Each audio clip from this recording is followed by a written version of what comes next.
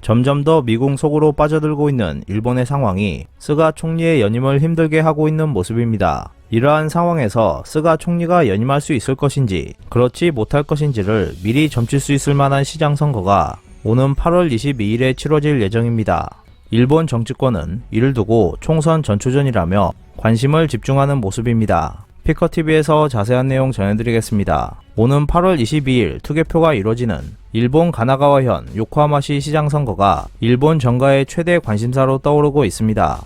스가 총리가 시장 선거 후보인 오코노기 하치로 전 국가공안위원회 위원장을 지지하고 나섰기 때문입니다. 요코하마는 스가 총리의 중요한 지역구이자 정치적 고향이기도 합니다. 오코노기 전 위원장은 작년 9월 자민당 총재 선거 때 스가 진영의 선거대책본부장을 맡은 스가 총리의 측근으로 꼽힙니다. 스가 내각 출범 후 국가공안위원회에 발탁된 오코노기는 최근 강요직을 버리고 기초자치단체인 요코하마 시장 후보로 나섰습니다. 현직 강요가 사퇴하고 기초자치단체장 선거에 출마하는 것도 그렇고 총리가 지방선거 후보 지지를 표명하는 것도 일본에선 드문 일입니다. 오코노기는 스가 총리가 정치에 입문한 직후부터 11년 동안 비서로 일하며 모셨던 오코노기 히코사부로 전 통산상의 셋째 아들이기도 합니다.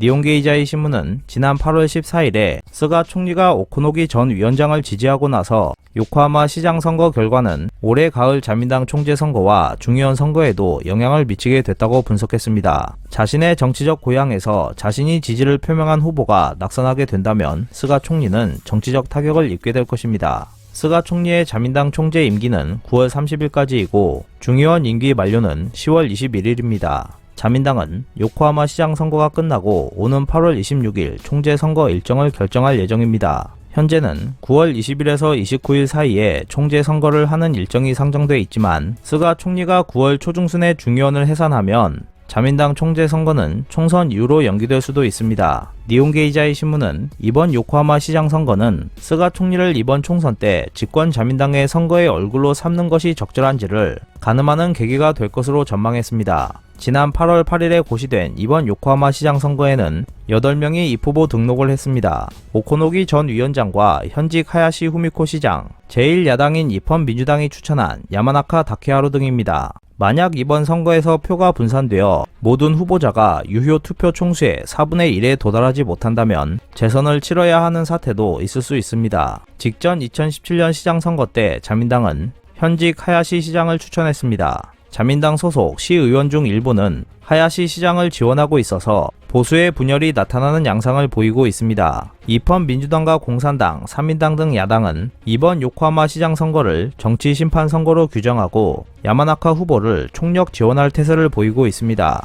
그래서 이번 요코하마 시장 선거는 일본에서 총선 전초전으로도 불리고 있습니다. 스가 총리의 연임에 큰 힘이 될 수도 있는 이번 선거가 어떤 결과로 나타날지 관심이 쏠리고 있습니다. 오늘 준비한 소식은 여기까지입니다. 끝까지 시청해주셔서 감사합니다. 여러분의 좋아요와 구독은 영상 제작에 큰 힘이 됩니다. 앞으로도 피커TV에 많은 관심 부탁드리겠습니다. 오늘도 즐겁고 멋진 하루 보내세요. 다음 영상에서 뵙겠습니다.